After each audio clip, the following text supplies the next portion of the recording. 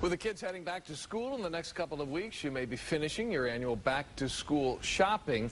But if you plan for all the extra expenses that come up as the new school year begins, our money man, Bob Ingram from Ameriprise Financial, is here to help you prepare for those hidden costs. Now, we've bought some new outfits and backpacks, but there are other things that go into this back-to-school budget, right, Bob? Yeah, actually, you're right, Dave. There's a couple of things. With the schools requiring a lot more supplies than they have in the past, so besides the usual pencils and crayons and markers, look for things that they're requiring through a list they'll sometimes send home to families, such as hand sanitizer, tissue, things like that for just for sanitary purposes, for preventing the spread of germs. Also for some of the older kids that are getting into more advanced math classes, special kinds of calculators that can actually add up to $50 to $100. So look for deals online, maybe exchanges, websites to help reduce some of those costs that may be required.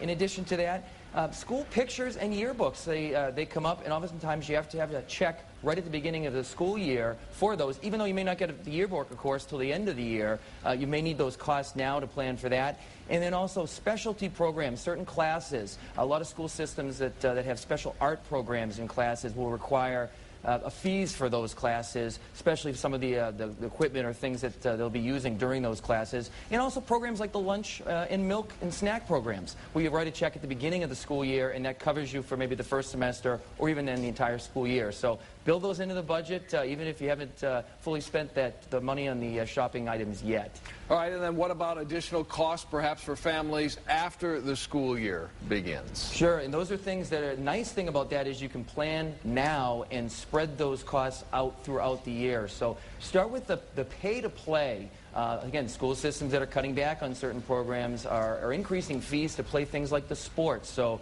whether it's football or soccer in the fall or spring or baseball in the spring, you actually have to pay those costs when you are starting those seasons. So plan for that. Also, lunch budget, of course. If you're having the kids take their lunch or even buy their lunch, set a budget every week, much like you're doing for your normal grocery budget. And then if they exceed that, well, maybe out of the allowance or summer work, they can pick up the rest of the tab or just brown bag it from there. And then also the special events, field trips throughout the year for maybe the younger kids. Work with the school systems and the teachers to find out when those are. What are the scheduled things? Not everything is planned out in advance, but if you can kind of know ahead of time, you can put money away. And then for the older kids, of course, those special milestone years, the junior and senior proms, senior week, dinners, banquets, it all has different costs. And the more you can plan for those things now, you're not scrambling around when the springtime comes and all those costs all hit at once. So a little planning ahead makes it much easier, takes the stress level out, and gives your budget a little kick there. Yeah, plenty of stress enough anyway, right, Bob? That's right. Thanks so much. Our money man, Bob Ingram from